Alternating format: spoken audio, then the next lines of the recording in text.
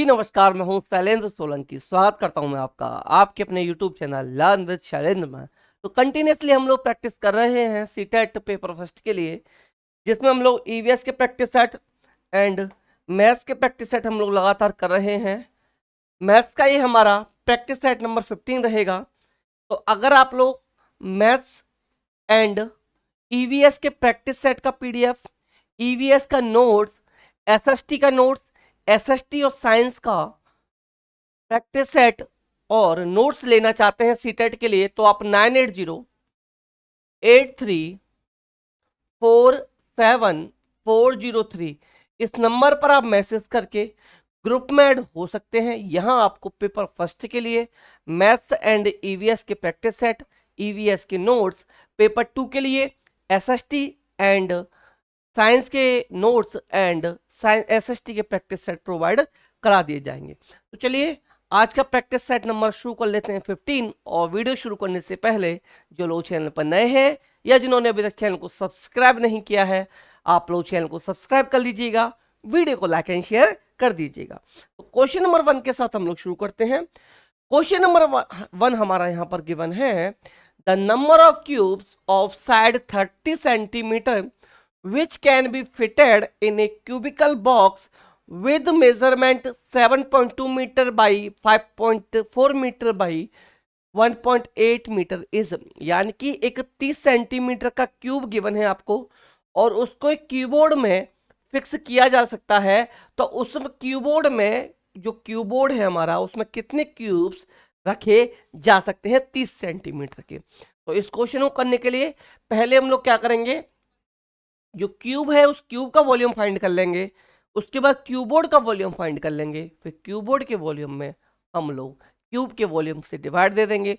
Number of cubes हमारा हमें easily मिल जाएगा। तो अगर हम देखें क्यूबोर्ड की डायमेंशन, अगर आप देखें तो सभी मीटर में गिवन है और क्यूब की जो डायमेंशन गिवन है वो सेंटीमीटर में है। तो इसको भी हम लोग मीटर में निकाल कर लेते हैं। तो देखिए 1 मीटर इक्वल होता है 100 सेंटीमीटर होता है, 100 सेंटीमीटर होता है।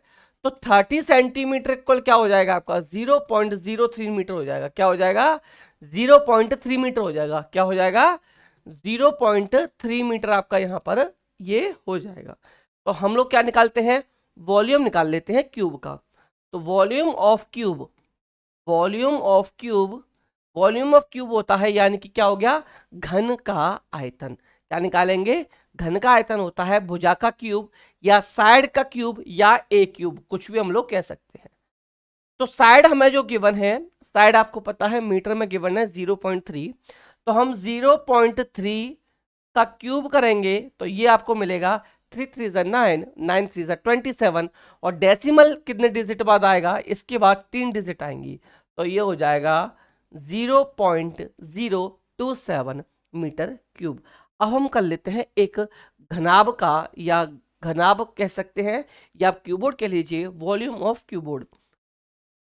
Volume of keyboard, volume of keyboard आप जानते हैं, वॉल्यूम ऑफ कीबोर्ड घनाभ का आयतन क्या होता है, लंबाई गुणा ऊंचाई गुणा चौड़ाई। तो L into B into H, L into B into H आपका ये हो जाएगा। L आपके पास है 7.2, B आपके पास है 5.4, एच है आपके पास 1.8। ये तीनों आपको गिवन है, ये मीटर में आपको गिवन है। ये किस में है, मीटर में आपको गिवन है। जब इसका मल्टीप्लाई करोगे तो 69.984 मीटर क्यूब आपका आ जाएगा। कितना आ जाएगा 69.984 ये आ जाएगा मीटर क्यूब। तो वॉल्यूम ऑफ क्यूब निकाल लिया, वॉल्यूम ऑफ कीबोर्ड निकाल लिया। अब नंबर ऑफ क्यूब्स निकाल लेते हैं जो फिट किए जा सकते हैं इस क्यूबोर्ड के अंदर। तो यहां लिखेंगे हम लोग number of cubes can be fitted, can be fitted. तो इसमें कर देंगे डिवाइड, तो डिवाइड हो जाएगा 69.984 डिवाइडेड बाई करेंगे 0.027। तो यहां देखिए डेसिमल के बाद दोनों जगह ऊपर नीचे 3 डिजिट है, तो डेसिमल दोनों हट जाएगा और डेसिमल जब हट जाएगा तो हम लोग इसको डायरेक्ट डिवाइड 27 से दे सकते हैं और 27 से डिवाइड देने के बाद ये आपको मिलेगा 2592 क्यूब्स निकल कर आएगा। It means option number A, it means option number A question number 1 के लिए यहाँ आपका राइट आंसर बन जाएगा। अगले क्वेश्चन की तरफ चलते हैं। क्वेश्चन नंबर 2, क्वेश्चन नंबर 2 यहां पूछा गया है कि the number of minutes in 7 whole 1/2 days is equal to number of second in 7.5 दिनों में मिनटों की संख्या निम्न में से किसकी सेकंड की संख्या के बराबर है। तो देखिए 7.5 को मैं लिख सकता हूं 15, 7 टू जब 14 1 15, 15/2, और ये आपके दिन हो गए। और एक दिन में आप जानते हो एक दिन में कितने होते हैं, 24 घंटे आपके एक दिन में हो जाएंगे। और एक घंटे में आपकी क्या मिनट होती हैं, 60 मिनट होती हैं। तो टोटल ये मिनट बन चुकी हैं आपकी, टोटल मिनट ये बन चुकी हैं आपके 7.5 दिनों यानी 15/2 डेज के अंदर। अब निम्न घंटे में सेकंड की संख्या बराबर, तो हमें नहीं पता कितने घंटे हैं, हमने ये मान लिया कि x घंटे के बराबर है। और एक घंटे में आप जानते हो 60 मिनट होती हैं और एक मिनट में 60 सेकंड होती हैं। तो हमने ये कर लिया यहाँ पर इक्वल, ये इक्वल आ गया। अब हम काट पीट कर लेते हैं, काट लेते हैं। देखिए इस 60 से ये 60 चला गया, इससे 2 से ये 24 12 बार चला गया, 12 टाइम चला गया। और इस 12 से ये 65 टाइम चला गया। और इस 5 से ये 15 3 टाइम चला गया। क्या निकल कर आया, यहां बचा 3 और 3 आ गया x के इक्वल। तो x इक्वल क्या आ गया आपका 3 घंटे। 3 घंटे यानी ऑप्शन नंबर ए, यानी कि ऑप्शन नंबर ए यहां से आपका राइट आंसर बन गया। ऑप्शन नंबर ए आपका यहां से क्या बन गया, राइट आंसर आपका ऑप्शन नंबर ए यहां से बन गया। अब चलते हैं इसके अगले क्वेश्चन पर, क्वेश्चन नंबर 3। क्वेश्चन नंबर 3 पर चलते हैं। क्वेश्चन नंबर 3 आपको गिवन है, एक मानचित्र पर आधा सेंटीमीटर, याद रखिएगा आधा सेंटीमीटर है, आधा सेंटीमीटर बराबर 225 किलोमीटर को दर्शाता है। यदि दो नगरों के बीच की भूमि पर दूरी 1800 सेंटीमीटर हो तो मानचित्र पर उनके बीच की दूरी क्या होगी। देखिए आधा सेंटीमीटर बराबर है आपका 225 किलोमीटर। तो 1 किलोमीटर जब हम करेंगे, 1 सेंटीमीटर जब करेंगे तो कितना हो जाएगा, 2 का मल्टीप्लाई, तो ये होगा 450 किलोमीटर के इक्वल हो जाएगा। यानी कि आधा सेंटीमीटर 225 किलोमीटर के इक्वल, तो 1 सेंटीमीटर इक्वल 450 किलोमीटर के इक्वल। तो टोटल दूरी कितनी है भूमि पर, 1800 किलोमीटर। तो मैप पर इसकी दूरी क्या होगी, तो 18 से डिवाइड बाई 450, 0 से 0 गया, 45 से 180 जो रिड्यूस हो जाएगा, 45 टू 90 और 90 टू 180 यानी 4 टाइम, तो 4 सेंटीमीटर आ जाएगा। 4 सेंटीमीटर यानी कि ऑप्शन नंबर बी जो तीसरे स्थान पर दिया गया है ये आपका राइट आंसर यहां पर बन जाएगा। लेकिन सर्कल जब फिल करोगे आप तो ऑप्शन नंबर बी वाला ही फिल करोगे। Next question, question number 4। Question number 4 में हमें क्या गिवन है कि निम्न तालिका एक दुकानदार द्वारा सप्ताह के 6 दिनों में बेची गई पुस्तकों को दर्शाती है। एक टेबल बनी हुई है, एक दुकानदार ने 6 दिनों में पुस्तकों को बेचा है। रविवार को 65, मंडे को 40, ट्यूसडे को 30, वेडनेसडे को 50, थर्सडे को 20 और फ्राइडे को 70। ये उसने बुक सेल की हैं।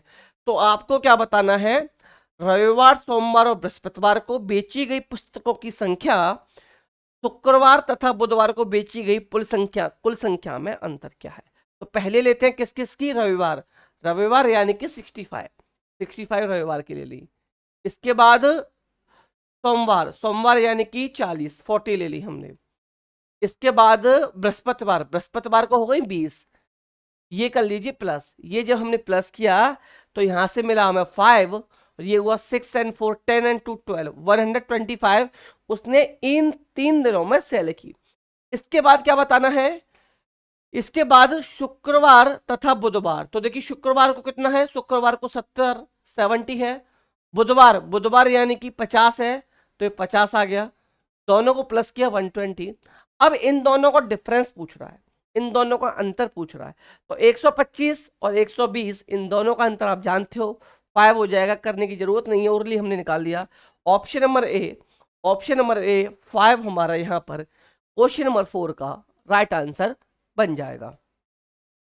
अगले क्वेश्चन की तरफ चलते हैं। अगला क्वेश्चन हमसे पूछ रहा है कि the difference between the smallest common multiple या लोवेस्ट कॉमन मल्टीपल आप कह लीजिए, एलसीएम होता है, इसमें एलसीएम फाइंड करते हैं, and the highest common factor, highest यानी कि इसका एचसीएफ फाइंड करेंगे, 15, 20 एंड 25।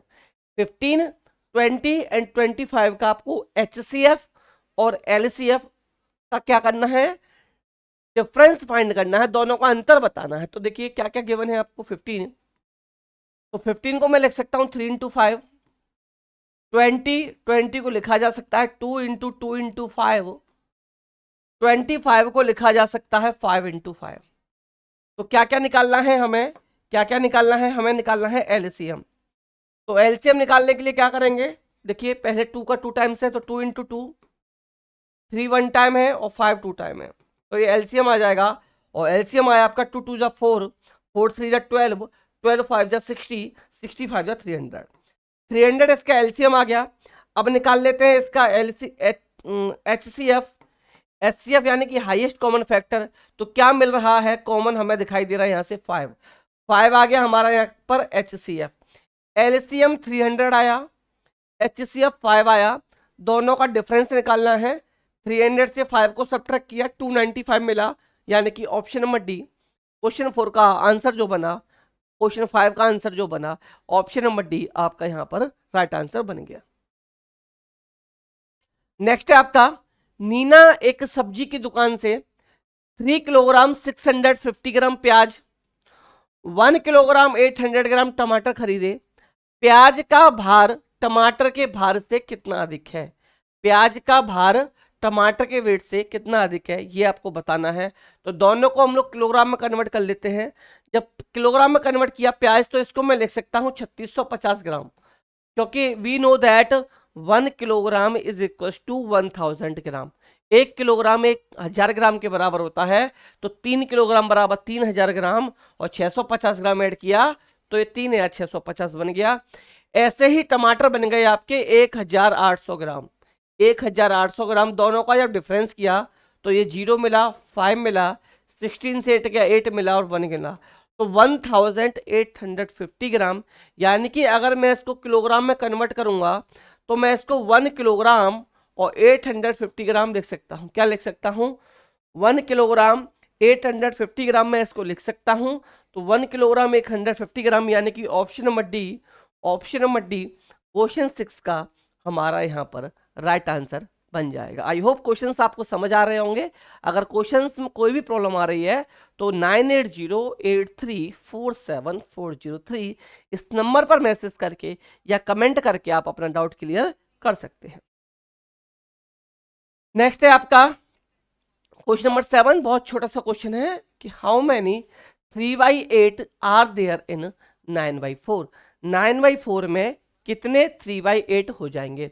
ये हो गया 9/4, इसमें कितने 3/8 हैं, इसमें कितने 3/8 हैं, ये आपसे पूछा गया है।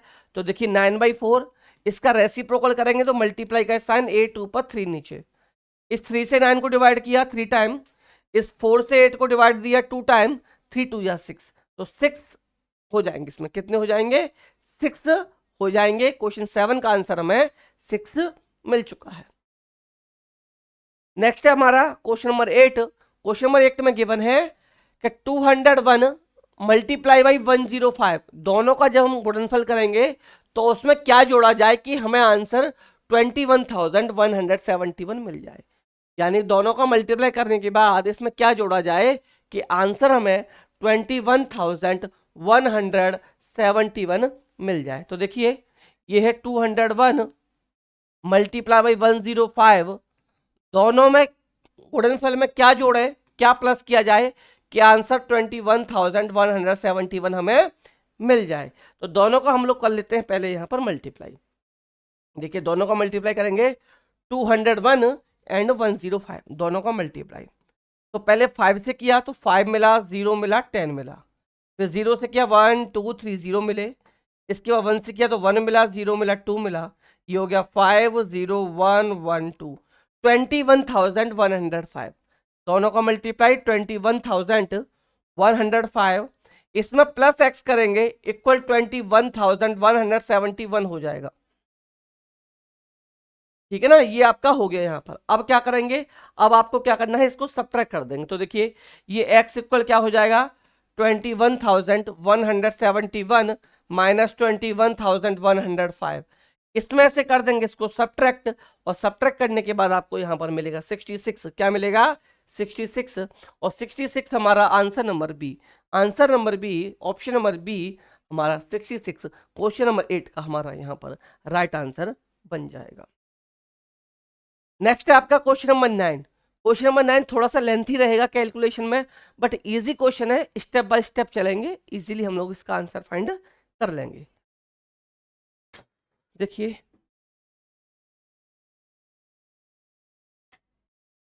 चलो भाई, क्वेश्चन नंबर 9। किसी विद्यालय में 1260 विद्यार्थी हैं, जिनमें से 2/3 लड़के हैं। टोटल स्टूडेंट्स 1260, 2/3 आपके बॉयज हैं, बाकी की लड़कियां हैं।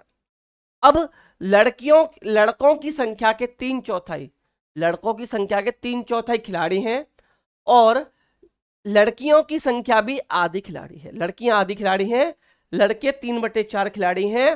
तो विद्यालय में विद्यार्थियों संख्या क्या है जो खिलाड़ी नहीं है?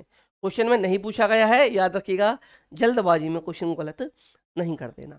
तो सबसे पहले देखिए टोटल स्टूडेंट, टोटल स्टूडेंट्स की बात की जाए तो टोटल स्टूडेंट्स 1260। अब इन 1260 में 2/3 लड़के हैं, तो टोटल बॉयज निकाल लेते हैं। टोटल बॉयज, या बॉयज लिख लेते हैं सिर्फ यहां पर हम, बॉयज कितने हैं। बॉयज कैसे निकालेंगे? 1260 का 2/3 कितना? 1260 का 2/3, 2/3 का मतलब हो गया 2/3 बॉयज हैं। तो इससे जब रिड्यूस किया इसको तो देखिए 1 होगा नहीं, तो 3 4 जा 12, 3 2 जा 6, 0। जब 2 का इसमें मल्टीप्लाई किया तो ये मिल गया 840। बॉयज आ गए आपके 840, टोटल स्टूडेंट 1260। तो गर्ल्स कितनी आ जाएंगी? गर्ल्स हम इसमें से सब्ट्रैक्ट कर लेंगे, तो देखिए 0 मिला, 2 मिला, 4 मिला, 420 गर्ल्स मिल गई हमें। अब हमें बॉयज मिल चुके हैं, गर्ल्स मिल चुकी हैं, टोटल स्टूडेंट्स मिल चुके हैं। अब यहां क्या करना है? यहां तक हमारा आंसर बन गया, यहां तक हमने आंसर फाइंड कर लिया कि शेष लड़कियां हैं। अब लड़कों की संख्या के 3/4 खिलाड़ी हैं, तो लड़के प्लेयर्स कितने हैं, बॉयज प्लेयर्स कितने हैं? ये 840 टोटल हैं, इसके 3/4 खिलाड़ी हैं, तो 3/4, 3/4 हमने कर लिया। जब 4 से इसको डिवाइड दिया तो 4 2 जा 8, 4 1 जा 4 और 0, तो इसका जब मल्टीप्लाई किया 3 के साथ तो 0 3 और 6 2 जा 3 2 जा 6, ये मिला 630। 630 ऐसे बॉयज हैं जो प्लेयर्स हैं। बॉयज प्लेयर्स, बॉयज प्लेयर्स कितने हैं यहां पर? 630, 630 बॉयज प्लेयर्स हैं। अब गर्ल्स प्लेयर्स कितनी हैं? गर्ल्स प्लेयर्स कह रहा है यहां पर, गर्ल्स प्लेयर्स कितनी हो जाएंगी? देखिए गर्ल्स प्लेयर्स कितनी हो जाएंगी, तो गर्ल्स प्लेयर्स आपकी हो जाएंगी यहां पर, आप बोल रहा है तो निकालने की जरूरत नहीं, डायरेक्ट कर सकते हैं। 220 का आधा होता है 210, 210। तो देखिए 630 और 210, ये टोटल प्लेयर्स आ गए हमारे पास, और टोटल प्लेयर्स आ गए 840। टोटल प्लेयर्स कितने आ गए? 840 आ गए। और हमसे पूछा है जो प्लेयर्स नहीं है, तो प्लेयर्स नहीं है, टोटल स्टूडेंट 1260, 840 इसमें से कैसे हैं? प्लेयर्स हैं। तो जो प्लेयर्स नहीं है वो निकल के आए आपके 420। प्लेयर्स नहीं है वो क्या निकले? 420। It means option number C जो दूसरे नंबर पर दिया हुआ है, ये आपका इसका राइट आंसर बन जाएगा। ये इसका राइट आंसर यहां पर बन जाएगा। 420 में समझता हूं क्वेश्चन आपके समझ में आया होगा। टोटल स्टूडेंट 1260, हमने बॉयज निकाल लिए 840, फिर गर्ल्स बची हुई 420। बॉयज का 3/4 प्लेयर्स हैं, गर्ल्स आधी प्लेयर्स हैं, दोनों को सम किया 840 मिला। तो जो प्लेयर्स नहीं है टोटल में से उनको सब्ट्रैक्ट हमने कर दिया, हमें आंसर मिल गया। नेक्स्ट चलते हैं हम लोग, नेक्स्ट चलते हैं अपने क्वेश्चन की तरफ। क्वेश्चन नंबर 10 कि 11 इकाइयां प्लस 10 दहाइयां और 12 सैकड़े में से माइनस करना है 1000 को, तो आंसर क्या होगा? तो यहां से शुरुआत करते हैं 12 सैकड़े, तो 12 सैकड़े का मतलब हो गया आपका 1200, 10 दहाइयां का मतलब हो गया आपका 100, और 11 इकाई का मतलब हो गया आपका 11। दोनों को प्लस किया तो 1131, तो 1311 हमें यहां से मिला। अब इसमें से हमें क्या करना है? 1311 से 1000 माइनस कर देना है, तो 1000 माइनस किया हमें तो हमें मिला 311। क्या मिला? 311 मिला।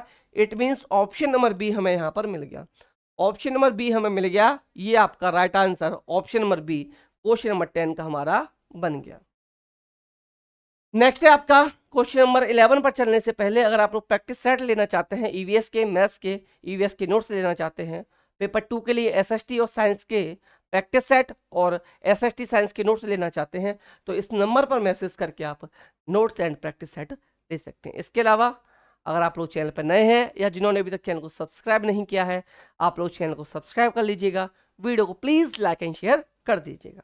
अब चलते हैं हम लोग क्वेश्चन नंबर 11 पर। क्वेश्चन नंबर 11 हमारा गिवन है 4 अंकों की सबसे बड़ी संख्या तथा 4 अंकों की सबसे छोटी संख्या के अंतर को जब 15 से भाग दिया जाता है तो शेषफल क्या होगा। तो सबसे पहले जितने भी नंबर की बड़ी संख्या पूछी जाएगी उतने टाइम्स 9 लेंगे, तो 4 अंकों की सबसे बड़ी संख्या हो जाएगी आपकी 9999। अब 4 अंकों की सबसे छोटी संख्या क्या होगी, ये होगी आपकी 1000। क्या होगी, 1000। तो ये बचा आपका 9998 8999 आपका बचा। इसको डिवाइड दिया जाता है 15 से, इसको डिवाइड दिया जाता है 15 से, तो 15 से हम इसको देंगे डिवाइड। 8999 को हमने 15 से दिया डिवाइड, क्या किया, 15 से दिया हमने इसको डिवाइड। जब 15 से हमें डिवाइड दिया तो 15 5 75, 15 5 75, 9 से 5 को सब्ट्रैक्ट किया 4 बचा, 8 से 7 को किया 1 बचा। अब आ गया 9, क्या आ गया, 9 आ गया। ये चला जाएगा 9 टाइम्स, तो 15 9 आप जानते हो 135 होता है। यहाँ बचा 4 और 4 से 3 को किया 1, ये आ गया 9, तो 15 9 ये भी 135 होता है। तो आपका जो सब्ट्रैक्ट बचा है 14 बचा, 14 आपका रिमाइंडर रहा। तो it means option number D, option number D आपका यहाँ पर राइट आंसर बन जाएगा। क्वेश्चन नंबर 11 का right answer option number D हमारा बन गया। अब आ जाते हैं आपके क्वेश्चन नंबर 12 पर। क्वेश्चन नंबर 12 की बात करते हैं। क्वेश्चन नंबर 12 की अगर बात करें तो क्वेश्चन नंबर 12 हमारा है निम्न में से कौन सा रचनात्मक आकलन का उद्देश्य नहीं है। कौन सा आपका फॉर्मेटिव असेसमेंट का उद्देश्य नहीं है, नहीं है पूछा गया है, याद रखिएगा, नहीं है पूछा गया है, ये आपको बताना है, याद रखना, नहीं है पूछा गया है। तो देखिए फर्स्ट ऑप्शन बच्चे की भ्रांतियों के बारे में जानना, ये तो है, ये तो बिल्कुल है। दूसरा ज्ञान के निर्माण में बच्चे की समझ को आंकना, बिल्कुल है। पिछली अवधारणा पर आधारित नई धारणा अवधारणा को प्रस्तुत करना, ऑप्शन नंबर सी। या ऑप्शन नंबर डी की तरफ चलते हैं, यह जानना कि शिक्षण युक्ति विधि उपयुक्त है या नहीं, तो ऑप्शन डी भी राइट हो जाएगा। तो इसमें ये ऑप्शन सी जो है ये इसका उद्देश्य नहीं है और हमसे रॉन्ग ऑप्शन पूछा गया है। इट मीन्स राइट ऑप्शन आपका सी हो जाएगा, राइट ऑप्शन आपका यहाँ पर सी बन जाएगा। नेक्स्ट क्वेश्चन आपको गिवन है क्वेश्चन नंबर 13। क्वेश्चन नंबर 13 की तरफ चलते हैं। क्वेश्चन नंबर 13 गिवन है एक वर्ग का परिमाप 1200 सेंटीमीटर गिवन है। एक हमें स्क्वायर गिवन है, उस स्क्वायर का पेरीमीटर जो है ये 1200 नहीं है, 120 सेंटीमीटर है, 120 सेंटीमीटर है। इसमें क्या करना है, किसी आयत की लंबाई इस वर्ग की भुजा की दुगनी है, यानी कि इससे हम लोग इजीली पेरीमीटर गिवन है तो स्क्वायर की साइड मिल जाएगी। तो जो रेक्टेंगल है उसकी जो लेंथ है वो इसकी साइड की डबल है, ठीक है ना, और इसका परिमाप गिवन है। तो हमें क्या कर लेना, बी हम इसकी निकाल लेंगे, लंबाई गिवन है, चौड़ाई निकाल लेंगे। इसके बाद आयत और वर्ग के क्षेत्रफलों में क्या अंतर है, दोनों को हम लोग स्क्वायर निकालेंगे, दोनों का डिफरेंस निकाल लेंगे। तो देखिए स्टेप बाय स्टेप चलेंगे। यहां वर्ग का पेरीमीटर गिवन है, तो perimeter of square, perimeter of square यानी वर्ग का परिमाप जो होता है आप जानते हो 4 इंटू साइड के बराबर होता है, 4 इंटू साइड, और ये 4 इंटू साइड इक्वल आपको गिवन है, ये गिवन है 120 के इक्वल। कितने के इक्वल, 120 के इक्वल गिवन है। तो साइड इक्वल क्या निकल आएगा, साइड इक्वल आपका 120/4 इक्वल 30 निकल आएगा। क्या निकल आया, इसकी साइड 30 निकल आई। यहां तक कर लिया। अब एक चीज समझिए, रेक्टेंगल की जो लंबाई है वो इस वर्ग की भुजा की दुगनी है। तो length of rectangle, L of rectangle क्या हो जाएगी, रेक्टेंगल की लेंथ क्या हो जाएगी, इसकी डबल है, तो 30 की डबल क्या हो गई, 60 हो गई। अब हमें क्या गिवन है, इसका परिमाप गिवन है, और हम जानते हैं कि पेरीमीटर ऑफ रेक्टेंगल क्या होता है, पेरीमीटर ऑफ रेक्टेंगल हम जानते हैं क्या होता है, पेरीमीटर ऑफ रेक्टेंगल यानी कि आयत का परिमाप क्या होता है, 2 इंटू एल प्लस बी, यानी 2 गुणा क्या होता है, लंबाई प्लस चौड़ाई। तो देखिए लंबाई गिवन है हमें, लंबाई गिवन है 60, तो 2 गुणा लंबाई गिवन है 60, 60 आ गया प्लस बी आ गया, और ये टोटल जो इक्वल है ये 156 है। तो पेरीमीटर के ऊपर रख लिया हमने 156, क्या रख लिया, 156 रख लिया। इसके बाद देखिए 156 इक्वल 156 इक्वल आपका हो जाएगा, 2 का मल्टीप्लाई किया 60 से 120, और b से किया तो 2b। तो यहां से हमें जो मिला, स्पेस कम है थोड़ा सा समझने की कोशिश कीजिएगा, ये मिला 156 equal 120 plus 2b, 156 equal 120 plus 2 का b, ब्रेथ क्या 2 का मल्टीप्लाई के ब्रेथ में 2b आ गया। तो देखिए 156 इसको ट्रांसपोज किया तो 120 इक्वल 2b, इसको सब्ट्रैक्ट किया ये मिला 6, और 5 से 2 के 36 मिल गया। तो 36 इक्वल आ गया आपका 2b, तो b इक्वल आपका आ गया 18। तो यहां हमारे पास अब सब कुछ आ चुका है, यहां तक आप लोग नोट कीजिए। इसके बाद हमें क्या करना है, रेक्टेंगल की लेंथ, रेक्टेंगल की एल है हमारे पास 60, और ब्रेथ है इसकी हमारे पास, ब्रेथ है इसके पास हमारी 18, और स्क्वायर जो है, स्क्वायर की जो साइड है हमारे पास ये है 30। अब हम इन दोनों का क्या निकाल देंगे, एरिया, और एरिया निकाल के उनका क्या कर देंगे, डिफरेंस निकाल देंगे। तो ये मैं इरेज करने जा रहा हूं, यहां तक आप लोग नोट कर लीजिएगा, मैं समझता हूं समझ में आ गया होगा। तो देखिए अब दोनों का क्या निकालते हैं, एरिया निकालते हैं, और एरिया निकालने के बाद, दोनों का एरिया निकालने के बाद हमें क्या कर देना है, दोनों का अंतर पता कर लेना है। तो देखिए यहां पर area of square, area of square, area of square क्या होगा, एरिया ऑफ स्क्वायर यानी कि जो आपका वर्ग है, वर्ग का क्षेत्रफल क्या होता है, साइड इनटू साइड यानी कि भुजा का स्क्वायर। तो साइड है आपकी कितनी, साइड स्क्वायर हो जाएगा, साइड स्क्वायर हो जाएगा, साइड है आपकी यहाँ पर 30, तो 30 का स्क्वायर किया यानी कि 900 मिल गया, 900 सेंटीमीटर स्क्वायर मिल गया। इसके बाद rectangle, area of rectangle, area of rectangle यानी आयत का क्षेत्रफल, आपको पता है आयत का क्षेत्रफल, और आयत का क्षेत्रफल आप जानते हो क्या होता है, लंबाई गुणा चौड़ाई यानी L into B, L into B, L है आपके पास 60, बी है आपके पास 18, इन दोनों का जब मल्टीप्लाई किया, इन दोनों को मल्टीप्लाई किया तो ये मिल जाएगा आपका 18 5 90, 86 108, 108 यानी 1080 सेंटीमीटर स्क्वायर। दोनों का डिफरेंस बताना है, तो देखिए 1080 से 900 सब्ट्रैक्ट कर दीजिए, क्या मिला 081, 180 सेंटीमीटर स्क्वायर। तो 180 मीटर में थे सभी डायमेंशन, तो मीटर स्क्वायर लगा लीजिएगा, सेंटीमीटर की ये मीटर स्क्वायर आ जाएगा। तो it means option number D, option number D हमारा यहाँ पर राइट आंसर बन जाएगा। क्वेश्चन 13 का right answer option number D 180 meter square.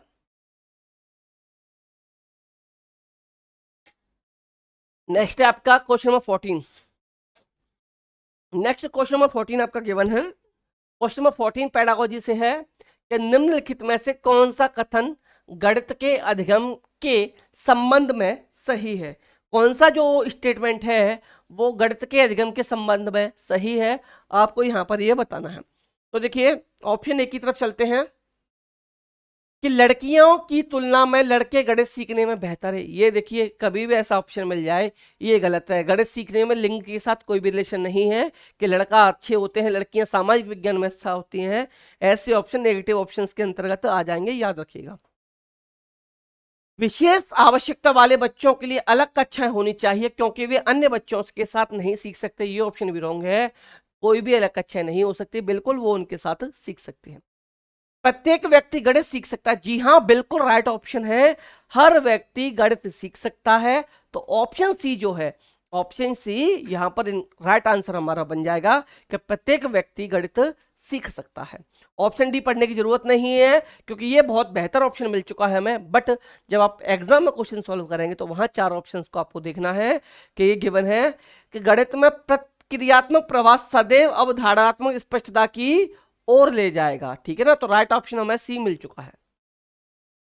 Next 15वां question हमारा है कि जब एक बच्चे को 567 को लिखने के लिए कहा गया तब उसने 500 यानी कि हम कह सकते हैं 50,067 लिख दिया। इस त्रुटि का सर्वाधिक उपयुक्त कारण क्या हो सकता है? सर्वाधिक उपयुक्त कारण यहां पर पूछा गया है कि निम्न में से क्या हो सकता है। तो ऑप्शन डी की तरफ चलते हैं कि स्थानीय मान की अवधारणा पढ़ाने में शिक्षक की नाकामी। ऑप्शन सी, बच्चा केवल 2 अंकीय संख्याएं पहचानता है। बच्चा एक सतर्क श्रोता है किंतु स्थानीय मान की अवधारणा को स्थापित नहीं कर पाया।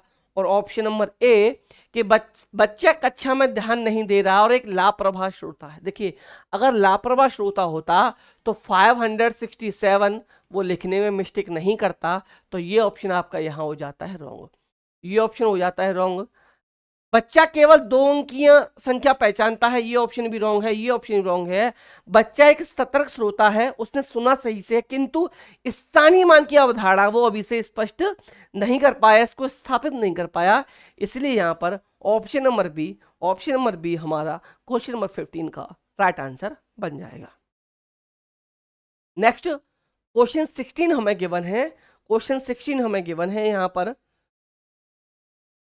कि प्राथमिक श्रेणी के सन्निकट एवं अनुमान की समझ निम्नलिखित संकल्पनाओं में से किस संकल्पना के विकास की ओर ले जाएगी?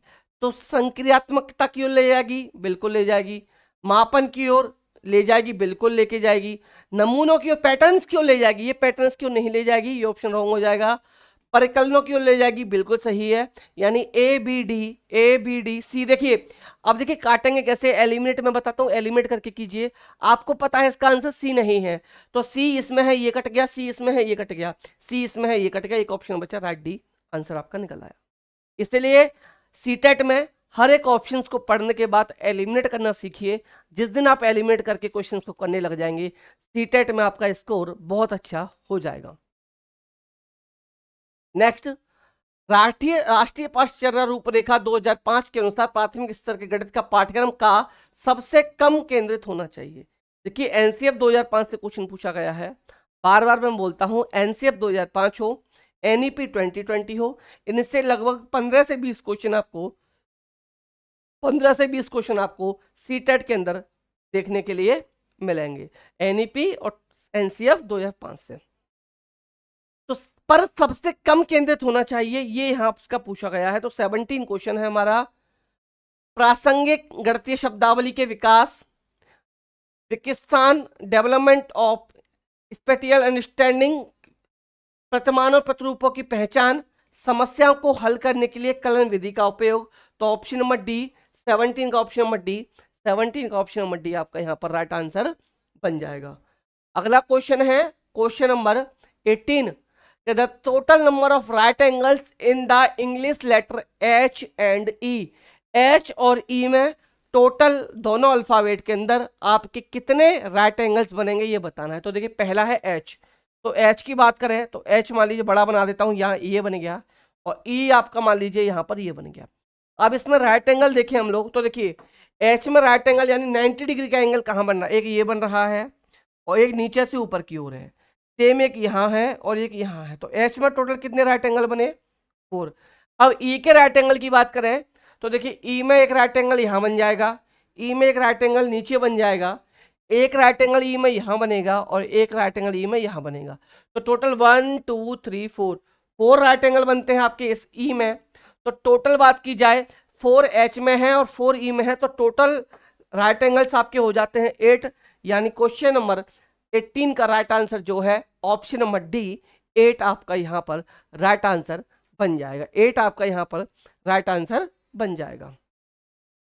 अगला क्वेश्चन क्वेश्चन नंबर 19 कि निम्नलिखित में से कौन सा संस्कृति विशिष्ट ज्ञान का उदाहरण है जो कि प्रारंभिक स्तर के गणित अधिगम में बहुत छोटे छोटे बच्चों द्वारा प्रदर्शित किया जाता है?